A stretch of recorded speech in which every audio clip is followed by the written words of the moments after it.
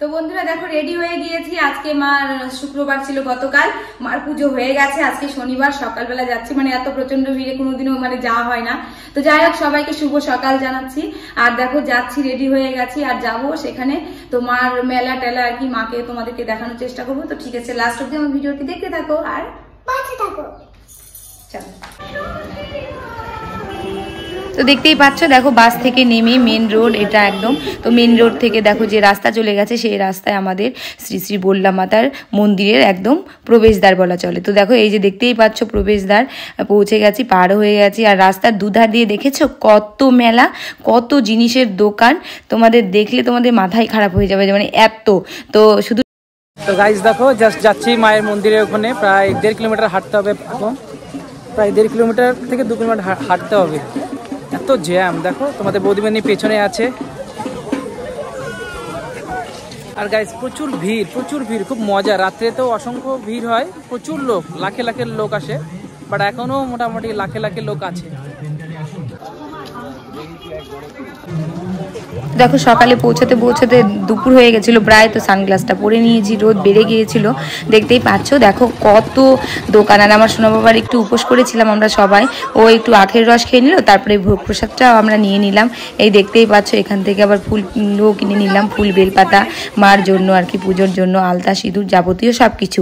আর দেখতে পাচ্ছ এখানে দুটো নাগরদোল্লা, কত সুন্দর, দিনের বেলাতেও আর কি লোক উঠে গেছে আর কি, এত মজাদার। আর এখানে দেখতেই পাচ্ছ কতগুলো সাধু মানুষ একদম মানে হরিনাম করছে।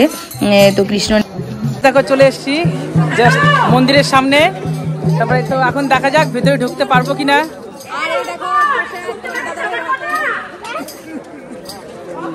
তো দেখো তোমরা, দেখি চেষ্টা করবো ভেতরে ঢোকার, দেখা যাক কি হচ্ছে। প্রচন্ড ভিড় হয় আর কি, মানে কি বলবো, যারা যারা এসেছো তারা নিশ্চয়ই জানো কতটা ভিড় হয়। সকালবেলা এসেছি তবুও ভিড়। তো কে কে এসেছো আমাদের বল্লা শ্রী শ্রী রক্ষাকালী মাতার মন্দিরে, কমেন্ট করতে ভুলো না।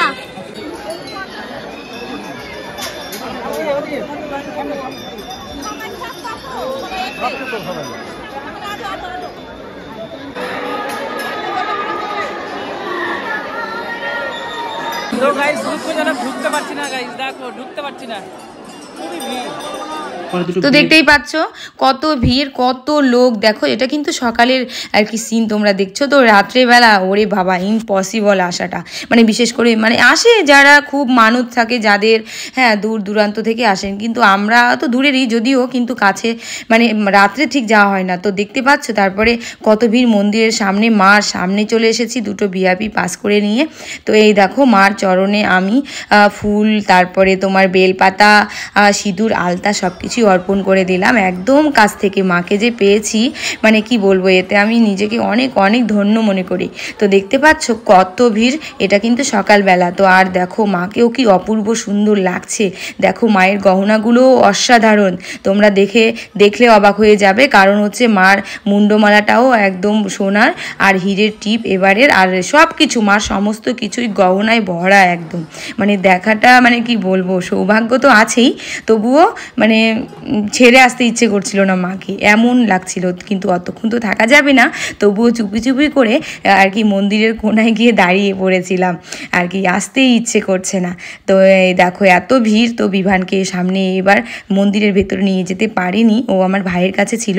আর এবারে দেখতে পাচ্ছ এই যে আই লাভ মা বল্লা, এবারে নতুন করেছে এটা, জয় মা বল্লা সরি। তো এটা দেখো কত সুন্দর লাগছে, আর কত লোক। আর মন্দিরের চূড়াটাও কি সুন্দর হেব্বি সাজিয়ে থাকেন প্রতি বছর, তো এবারও তাই করেছেন। আর কত দূর দূরান্ত থেকে লোক আসে। আর এই দেখতে পাচ্ছ পুকুরটি, এই পুকুরটি হচ্ছে মানে মার বিসর্জন দেওয়া হয় এই পুকুরেই। আর এই পুকুরের অনেক কাহিনী আছে যদিও। তো যাই হোক, তোমাদের সঙ্গে অন্যদিন এক হাসো।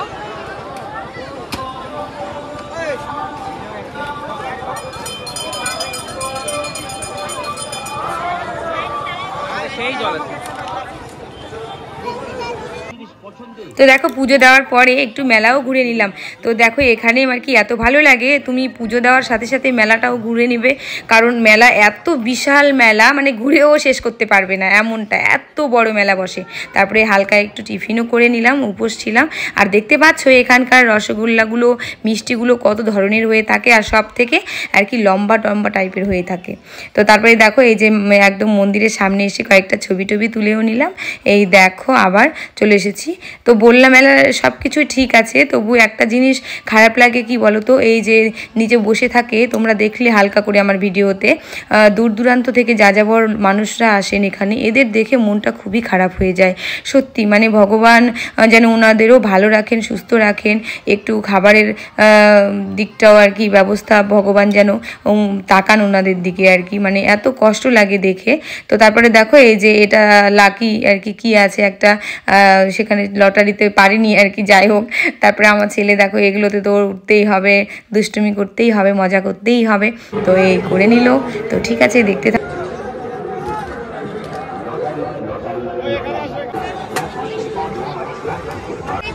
সকালবেলা এসেছি, এখন রাত্রি হতে চললো, মানে সন্ধ্যা প্রায়। আর দেখো এত কিছু কেনাকাটা হয়ে যাচ্ছে, আরো হ্যাঁ। তো ঠিক আছে, আশা করছি তোমাদের ব্লগটি ভালো লাগলো, মার দর্শন করাতে পারলাম। এতে